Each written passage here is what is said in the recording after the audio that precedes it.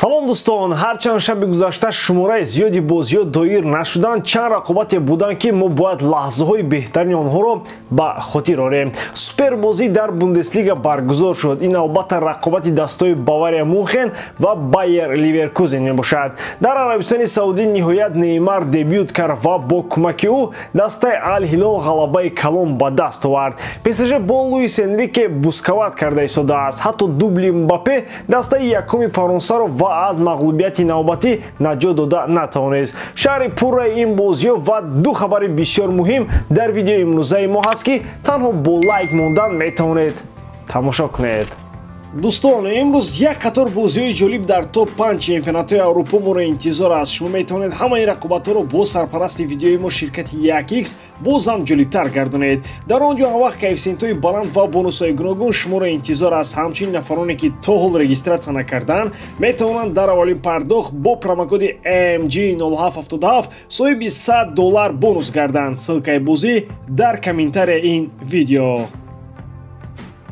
Вақте ки соли гузашта Хаби Алонсоро ба вазифаи сармураббии дастаи Байер таъин карданд, бисёриҳо дар ҳайрат монданд ки ин мутахассиси бетаҷриба чӣ гуна метавонад дар дастаи иштирокчии элитаи футболи олмон кору фаъолият кунад. Аммо маълум гардид ки Алонсо метавонад дастаи олиро ба майдони рақобатҳо орад. Ӯ дар мавсими гузашта инро собит кард. Як исботи дигари ин гуфтаҳо бозии дишабаи ливеркузениҳо бо дастаи асосии Бундеслига Баварияи Мюнхен буд. Иқрор бояд шуд ки рақобатро шогирдони Алонсо хеле оғоз кардам. Баъд ба маънои ҳисоби он Байер хеле бо ҷуръатона ба прессинг мерафт. Аҷоибии кор дар ҳамин ки то охир аз чунин шакли бозӣ шогирдони Алонсо даст накашиданд. Ҳарчанд дар аввал ин стили бозӣ ба нафъи онҳо кор накард. Пас он дар қисми дуввум Хаби Алонсо схемаи дастаи худро аз 3-4-2-1 ба 4-4-2 табдил дод. Бо ин тартиби бозӣ Байер дар канорҳо хеле қавӣ шуд ва Баварияро тавассути ин онҳо ҷазо доданд. Голе ки дастаи Бавария дар дақиқаи 85 зад, онҳоро бовар барон кунонанд ки ҳамакнун ин даста дақиқан дар ин рақобат ғолиб мешавад. Вале Байер зери роҳбарии Алонсо дастае нест ки сар хам намоянд. Ливеркузениҳо дар дақиқаи 4 замгардида ба нимаи аввал голзада ҳисобро баробар карданд. Шогирдони Хаби Алонсо дар охирин нафасҳои бозӣ тавассути пеналти тавонистанд дар рақобат бо Бавария дар як бозии сахту сангин соҳиби як имтиёз шаванд. Кен ва Горецка аз Бавария, Грималдо ва Паласиос аз Байер голҳои ин дидорро заданд.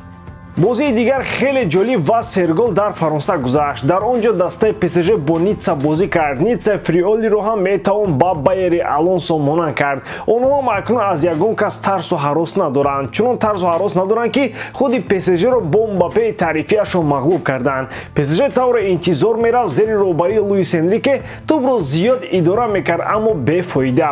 70% чунин буд фоизи идоракунии тӯб, вале он дигар ба кӣ лозим аст? ҳисоб ба нафи Ницца буд ку. бозӣ бо фаъолии Ницца дар ҳамла ва тӯбидоракунии ҳамешагӣ оғоз шуд. бозингарони Ницца ба худ хеле хуб бовар доштанд ва ин дар ҳар амалашон маълум буд. аввалин шуда Мофи гол зад, ба голи ӯ Мбаппе ҷавоб гардон, аммо Ницца ба Париж танҳо барои ғалаба омад. Лаборде ва Мофи меҳмононро 2 гол пешсаф карданд. Мбаппе дар охир як голи дигар зад, аммо ин охири кор буд. Ницца дар хонаи ПСЖ онҳоро мағлуб кард. Меравем ба худи Арабистони Саудӣ. сабаби рафтани мо ба ин кишвар ин навбат Неймар аст. бозингари бразилӣ дар ниҳояти кор дар ҳайати Ал-Ҳилол ба майдон омад ва баромаданаш ба майдон бефоида набуд. Ал-Ҳилол бар зидди дастаи Ал-Рият бозиашро доир намуд. Неймар дар қисми дуввум ба ҷои Микаил вориди майдон гашт. ҳангоми ба майдон омадани ӯ ҳисоб ба нафи дастааш буд. ӯ дар голи чоруми тимаш ба Малком паси голӣ дод. Ал-Ҳилол бошад бо ҳисоби 6-1 зафар ёфт. имрӯз бозиҳои зиёд моро интизор аст ва дар видеои ояндаам асостарини онҳоро абзор мекунем. акнун таваҷҷӯҳ кунед ба хабари футболӣ. Карвахал аллакай 33 сол дорад ва табиист ки Реал Мадрид мехоҳад як дифогари дигарро дар мавқеаш ба ҳайат ҷалб намояд. чунон ба чашм мерасад ки мадридиҳо аллакай бо кӣ иваз кардани ин дифогаро пайдо карданд. Карвахал сол то сол ҷавон намешавад ва албатта лозим аст ки ҷойгузини ӯ ба Мадрид ояд. Реал ба ҷои дифогари испанӣ ният кардааст ки дастпарвари Челси Рис Ҷеймсро ба ҳайати худ ҷалб намояд. ин бозингари 23 сола давоми 3 соли охир собит кард ки метавонад дар канори рост бозии беҳтаринро таъмин намояд. ӯ ҳам дар хатти ҳамла кӯмакрасон аст ва дар борбари ин ҳамеша фурсати ба ақиб баргаштанро ҳам пайдо мекунад. чунин хислатҳо ва маҳоратҳои хуб Ҷеймсро яке аз номзадони асосӣ дар ҷои Карвахал мегардонад.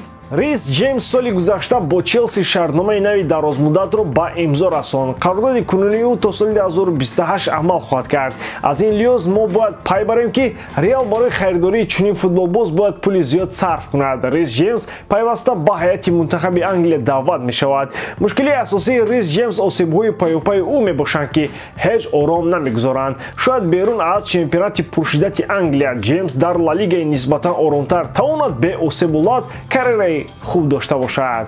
ҷоизаи туби тилло сол то сол моро бештару зиёдтар дар ҳайрат мемонад. Қаблан мегуфтанд ки дар солҳои гуногун ҷоизаро ба ҷои Милитао ба Месси, ба ҷои Иниеста ҳам ба Месси, ба ҷои Рибери ба Роналдо ва ба ҷои Роналдо ба Модрич доданд. Ҳама ин андешаҳо ҷо доранд. Айни замон бошад ҳодисае рух дод ки он бисёри аз футболдӯсторонро дар ҳайрат мондааст. Дар натиҷаи гӯё овоздиҳӣ исми 30 номзад барои гирифтани ҷоиза маълум шуданд. Дар байни онҳо Винисиус Жуниор нест. Шояд дар Френс футбол хеле дер кор мекунанд ва аз замона аққӣ монданд, аммо Винисиус айни замон агар беҳтарин бозигари олам ҳам набошад, яке аз футболбозони калидӣ аст. Анчелоти пас аз бозии Реал бо Севилья рост гуфт ки Винисиус дар ҳар бозӣ маҳорати дар ҳайрат гузоштанро дорад. ӯ корҳое мекунад ки аз онҳо танҳо ангушти ҳайрат газидан мешавад. Медонед ҷои нагирифтан дар қатори 30 номзади туби тилло ин як гап аст. Гапи дигар он мебошад ки ба қатори номзадони зебести фифа киҳо дохил шудаанд. Шумо дар ҳайрат намонед, аммо номи Винисиус дар ин ҷо ҳам нест. Деклан Райс ва Марсело Брозович ҳастанд, аммо Вини нест. Наход Брозович ва Деклан Райс бо тамоми эҳтиром ба онҳо аз Винисиус беҳтар буданд. Хулоси калон ҳам дар ҷоизаи туби тилло ва ҳам дар ҷоизаи зебест ба истилоҳ чӣ шӯри мурие бар зидди Реал Мадрид вуҷуд дорад ки мо шумо аз он бехабарем. Ақлан дар зинаи сиюм Винисиусро мемондан, мо айни ҳол ин гапҳоро намегуфтем. Шумо чӣ фикр доред дӯстон? Ҳатман ақидаҳои худро дар ин бора дар комментария нависед. ба ҳамин тамом бори дорам ки эҷодкории ман ба шумо писанд меояд. Лайк, комментария ва дар канал обуна шуданро аз ёд набароред. Бо шумо мисли ҳар вақта Муҳаммад Гаиров. Хай бародарон, дар паноҳи Аллоҳ.